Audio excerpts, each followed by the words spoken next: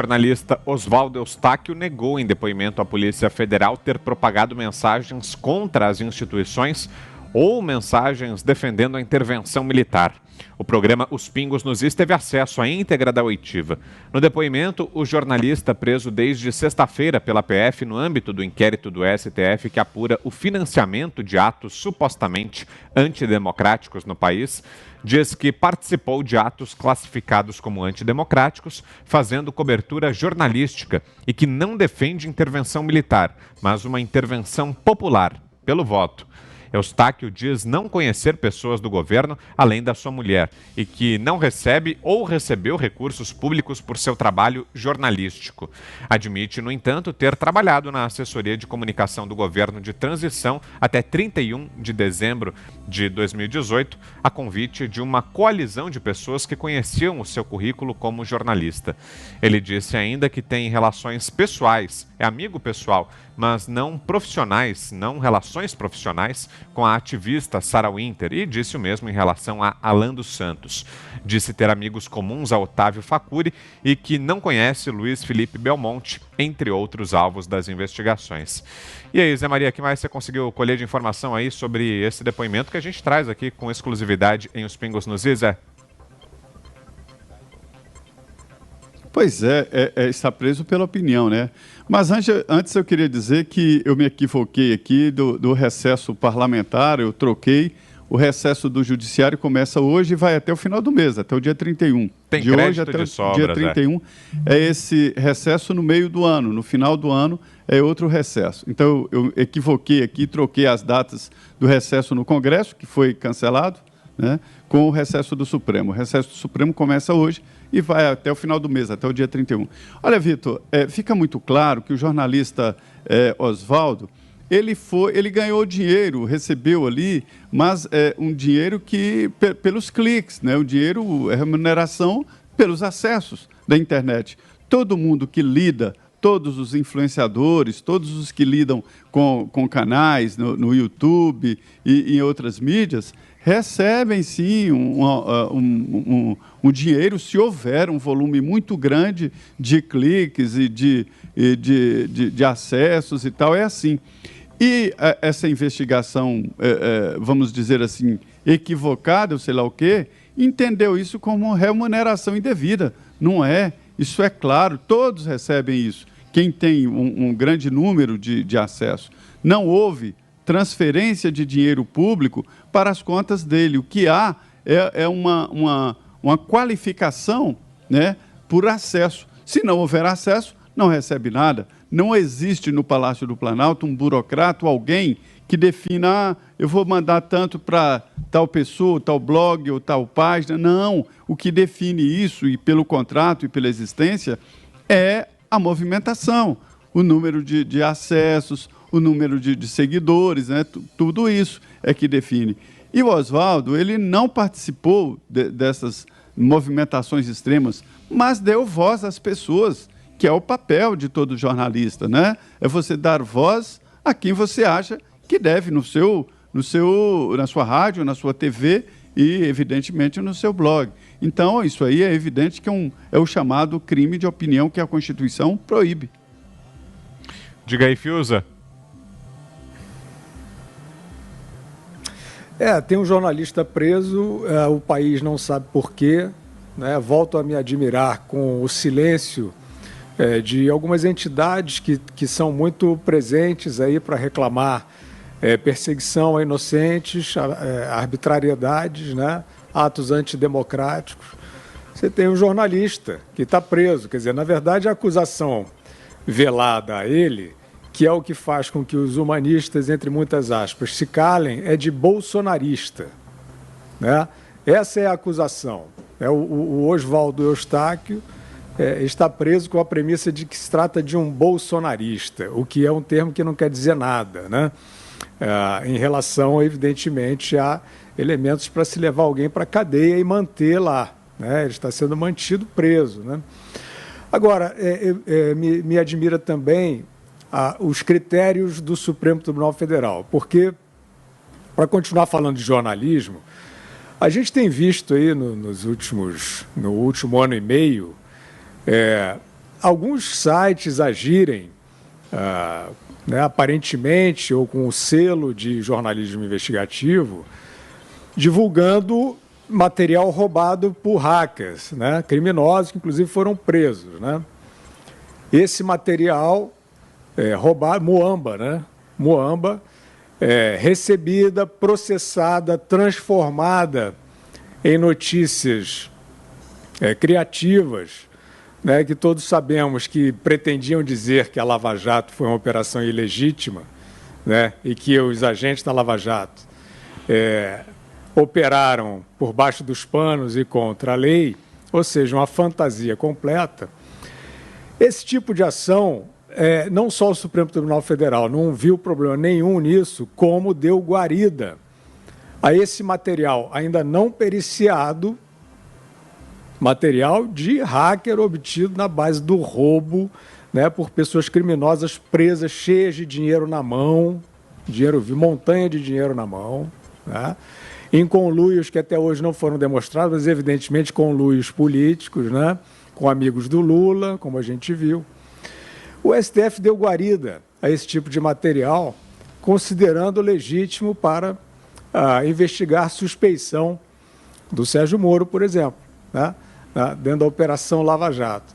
Então, é esse o padrão, né, assim que o STF, é a maneira do STF enxergar delito, né? Ele está enxergando delito onde não há, e onde há delito ele parece não perceber, né? A gente já teve, Vitor, ações, por exemplo, vindas de dentro do Palácio do Planalto, né, para a gente falar assim, qual é o tipo de gabinete do ódio, qual é o tipo de aparelhamento, né, que poderia configurar ali um grupo político instrumentalizando franco-atiradores para desestabilizar, né?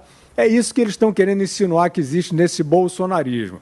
Eu lembro de aparecer um funcionário do Palácio do Planalto, na época do governo Dilma, que usava um computador de dentro do palácio para adulterar perfis de jornalistas na internet, Wikipédia e coisas assim, para dizer barbaridades sobre esses jornalistas e deixar ali, né, como se fosse um currículo. Chegaram a esse personagem. Ele vinha de dentro do palácio. Isso é gabinete do ódio, né? Isso é manipulação. Isso sim ensejaria esse tipo de suspeita grave sobre, né, os ocupantes do poder central usando seus poderes para fazer política e desestabilizar a República. Mas nessa época não tinha problema. Nessa época eles diziam, foi mal, não foi sem querer, que nem o Barroso faz, né? Curtir sem querer. Então não dá para levar a sério, isso é muito sério e muito grave que esse jornalista continue preso sem motivos aparentes e justificados pelo STF. Diga, Augusto. Olha que quando eu tive, como direi, né, aquele desentendimento com o advogado Glenn Greenwald, meio mundo aí, meio mundo, todas as entidades que supostamente representam os jornalistas, se solidarizaram com ele, que nem jornalista nunca foi, né, advogado, inclusive advogado de uma produtora de filmes pornográficos, eles se entendem, americana, né? Ele foi advogado. Então os jornais eles se solidarizam até com figuras assim, em qualquer momento, porque eles têm que se solidarizar com quem é considerado de esquerda, claro. Então você já é liminarmente culpado aí, se você não compactuar com os 70%, que tem 60% de simpatizantes da Venezuela e de Cuba, né, eles não assinam nenhum manifesto em favor de eleições de diretas já em Cuba, por exemplo. Então, quem não concorda com esse pessoal é o alvo. É o Sindicato dos Jornalistas. Nenhum sindicato, tem uma entidade, se manifestar em favor de um jornalista preso por crime de pensamento, que é onde existe crime de pensamento, existe uma ditadura, né? No caso aí é a ditadura do Supremo. É o fim do mundo.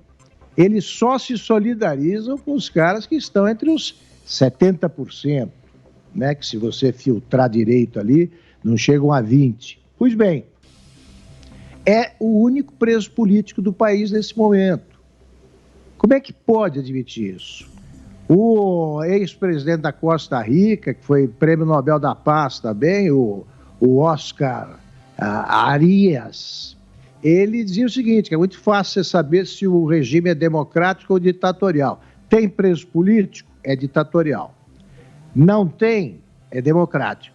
Os defensores da democracia admitem a existência de um preso político condenado pelo Supremo, né? Liminarmente, sim. Não tem um processo formal, não tem inquérito, não, vai logo e prende, prolonga a prisão. E o Gilmar Mendes aí não tem um encontro marcado com as prisões alongadas, né? Só em Curitiba, agora ele não quer saber. Então isso é um absurdo, num regime democrático. O governo, no caso, é uma das razões para que ele seja preso, por ser favorável ao governo. Então, se você prende alguém que apoia um governo, não é uma ditadura, né? Porque senão não haveria essa prisão, seria o contrário. Então, o comportamento nesse episódio do Supremo só não é pior que o dos jornalistas de Araque, né? Naquele episódio lá com o Glenn Greenwald, eu tive o apoio das pessoas que me interessam, gente que me conhece, gente honesta. Então, eu sempre convivi com pessoas de outras posições. Eu sempre pratiquei o convívio dos contrários. Eu me concedo o direito de discordar e ninguém tem nada com isso. Eu penso o que eu quiser, porque eu também permito, né? Nem é o caso de permitir, eu aceito democraticamente que as pessoas pensem, apoiem até imbecilidades, tudo bem, é problema deles, né? Eu reajo a fatos, a coisas concretas. Eu já critiquei duramente perseguições movidas a jornalistas com os quais eu nem mantinha relações de amizade. Tá? Eu não vejo nomes, aí eu vejo atitudes e perseguição mesmo. Esse jornalista que deu esse depoimento que o Zé Maria conseguiu em primeiríssima mão, aí ele não fez nada que justifique a prisão. O que é ato antidemocrático? O que é ato antidemocrático? O pessoal que defende a Venezuela, por acaso, não está praticando atos antidemocráticos? Aquele apoio cafajeste do Lula, que aparece no vídeo, dizendo que o Chávez gostava muito do povo e tal, enquanto isso, cenas de violência absurda contra o povo aparecem no fundo, né, nas imagens, enquanto ele fala aquilo com voz de padre que acabou de chegar da Alemanha, já perdeu o sotaque, o Lula. Então, isso sim é ato antidemocrático. Agora, fica o Supremo fazendo isso porque nós temos lá um detetive, delegado, promotor e juiz que se chama Alexandre de Moraes.